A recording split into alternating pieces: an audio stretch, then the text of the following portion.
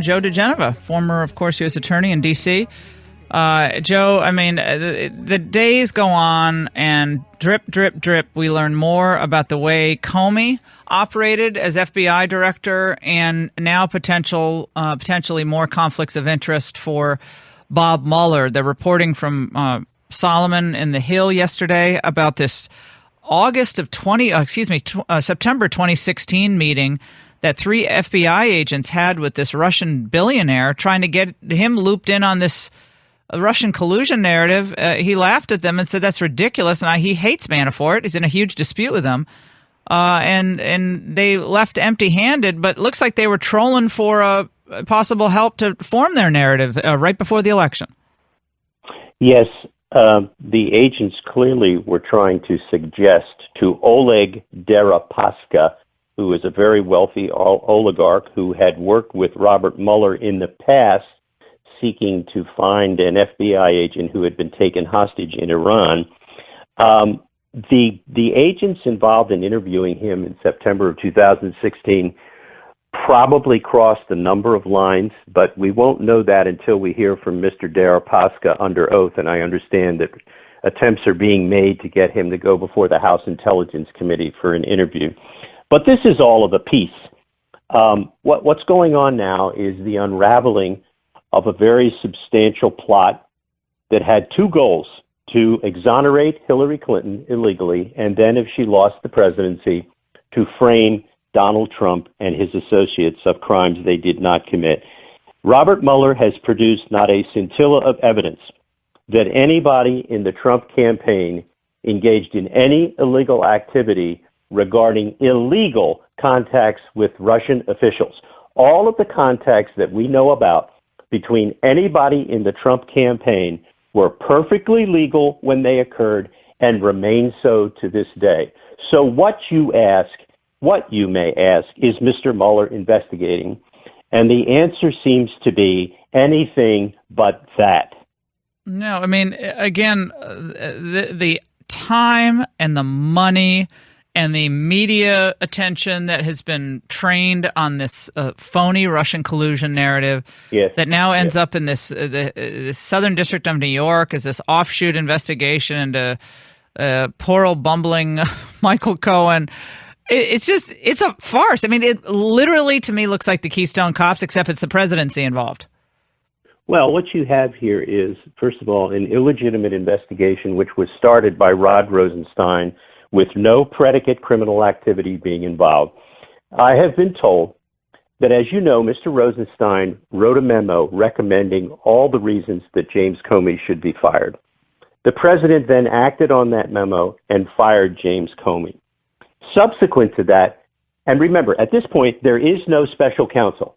Comey's been fired, and he doesn't think, Rosenstein, that we need a special counsel to investigate the firing because he gave the reasons to fire him.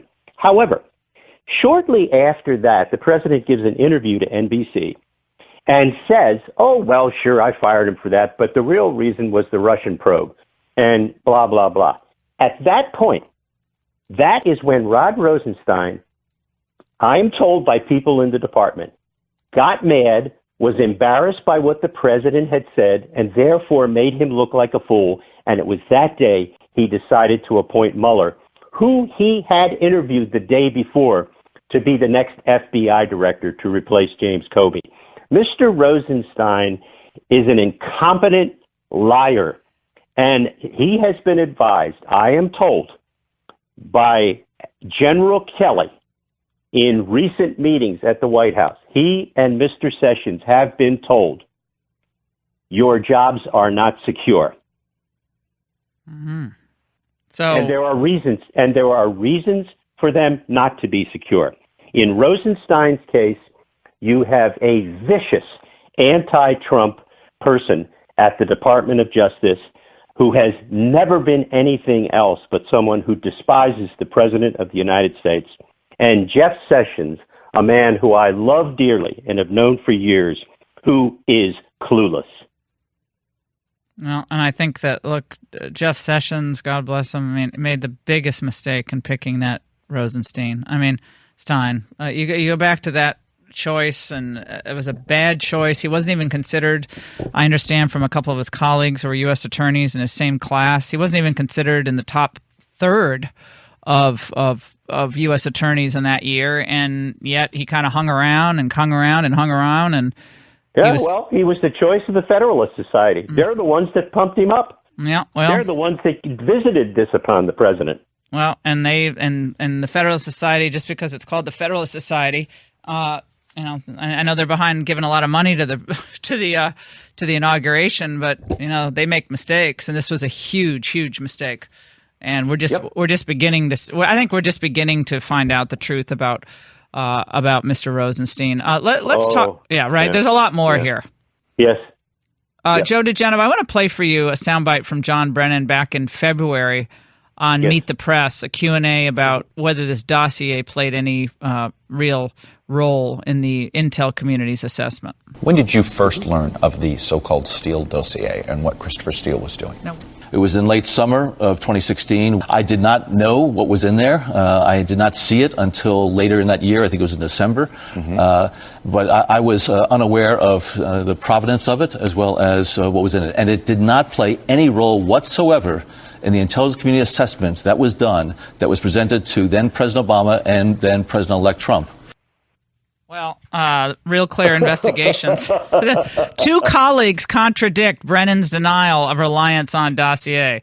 Two different, retired NSA director Mike Rogers and James Clapper both conceded in a recent CNN interview that the assessment was based on some of the substantive content of the dossier. So we got John Brennan called out again. In addition, first of all, Mr. Brennan does represent the worst former CIA director in the history of the country.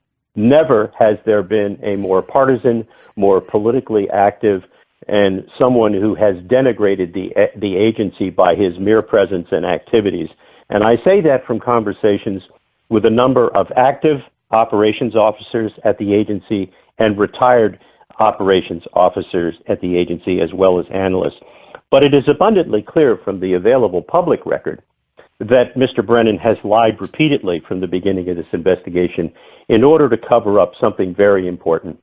It was he and Clapper is now beginning to realize that he has a great deal to lose as a result of his multiple perjurious appearances before Congress.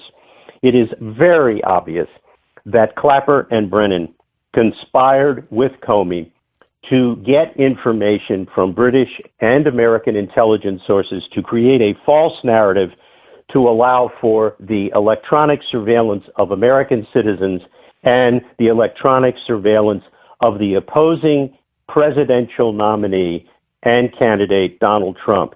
This is, without a doubt, the single greatest political scandal in the history of the country. It is of no significance to the American mainstream media, but I assure you, in the long run, this will unravel, and Mr. Brennan and Mr. Clapper will find themselves in front of a grand jury. And by the way, if Mr. Huber from Utah, who was appointed by Jeff Sessions to begin the investigation into the FISA warrants, into the unmasking, into the leaks of the unmasking, if Mr. Huber does not put these people, Clapper and Brennan and Comey, in front of a grand jury relatively soon, then I fear that his efforts will not be justifiable or credible. I think, again, when we, in the light of day, are able to hear from people who are not either tethered to their current government roles, when information is unredacted that never should have been redacted in the first place, when documents are actually delivered in a timely fashion, when we're able to hear from people like Deripaska and others. I think, Joe, from the very beginning, you've been right. This was a setup from day one. This Carter Page, the idea that guy, God bless him, could conspire with anyone is just ridiculous. It's just ridiculous. And Manafort, I mean, Manafort was hated by the Russian billionaire at issue, Deripaska. He's in litigation with him right now. I mean, he's fighting over fees and ridiculous. What's very interesting is that in the indictment of Paul Manafort, involving all of his Ukraine stuff and all this stuff about failing to register, a lot of the activities that are referenced in there are stuff that Deripaska was involved in. And yet, Bob Mueller kept Deripaska's name out of the indictment completely. There was no reason to do that. There was no reason to keep his name out other than to cover up the fact that Mueller had been dealing with him for years. But when all is said and done, it is very obvious that Carter Page was set up by the FBI and British intelligence to plant information with him that was false, that he would repeat, that would then be regurgitated back to American intelligence and used in FISA applications. The same thing is true of Papadopoulos. False information was planted with him so that he would repeat it and that it would then get back to the United States, be picked up on FISA, and would be used to continue FISA taps. And it is now clear that a dual citizen of the United States and the UK who has connections to the CIA, who is a known Trump hater, who teaches at universities in the United Kingdom, was the person who set all of this up in conjunction with Brennan and Clapper. This is not going to go away. And all of this crap from Rod Rosenstein about protecting sources and methods and who the source is in the letter, everybody already knows who the source is in the letter. He's a dual citizen from the United States and from the UK, and his initials are known to everyone with a brain. Well, I think, again, the good thing here is that Americans, I think, are beginning to see through all of this. I mean, this Avenatti is unraveling before our eyes. I mean, Avenatti seems like he's the kind of guy you would just imagine is going to unravel like Schneiderman unraveled. I'm not saying with the same fact pattern or anything, but there's something about him. It's just I think ultimately the more you see him, he doesn't wear well. Now he's threatening to sue the Daily Caller, Joe, because of their writings about his shady dealings. He's now threatening to sue various news organizations, apparently. Yeah, well, he's a very unusual man. That's all I'll say about him, and I would hope that he would be waterboarded soon. Joe DiGenova, literally one of my favorite people ever. Joe, thank you so much. We'll see you tonight on TV. See you tonight, Laura. All right, Thanks we'll take so a much. break. 855-40 Laura. I love that man.